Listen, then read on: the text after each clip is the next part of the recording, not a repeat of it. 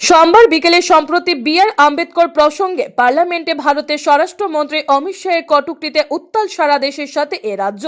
সোমবার বিকেলে রানাঘাট পৌরসভা থেকে রানাঘাটের বিভিন্ন রাস্তায় বিক্ষোভে প্রতিবাদ মিছিল বের হয়। মিছিলে অংশগ্রহণ করেন স্থানীয় তৃণমূল নেতৃত্ব, বিভিন্ন ওয়ার্ডের কাউন্সিলর ও কর্মী সমর্থকরা। নদিয়া থেকে বাবুয়া ব্যানার্জি, প্রথম আলোর বার্তা।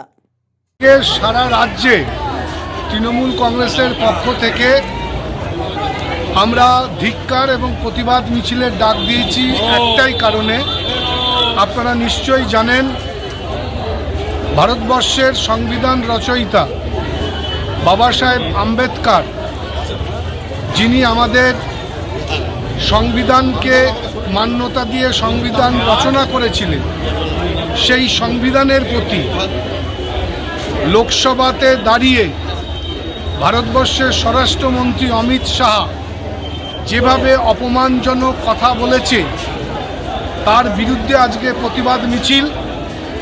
আমরা মনে করি, যারা সংবিধানকে সম্মান দিতে পারে না, যারা সংবিধান রক্ষা করতে পারে না, যারা দলিত মানুষদের সম্মান করতে জানে না, তাদের সরকারে থাকা উচিত না। ইমিডিয়েট অমিত শাহর মতন একজন অপদার্থ স্বরাষ্ট্রমন্ত্রী, যিনি দলিত মানুষদের অপমান করেছে এবং ভারতবর্ষের সংবিধান যার হাত দিয়ে সৃষ্টি হয়েছে, তাকে যেভাবে কুৎসিত ভাষায় অপমানজনক কথা বলেছে, আমরা তার ধিক্কার জানাই, প্রতিবাদ জানাই।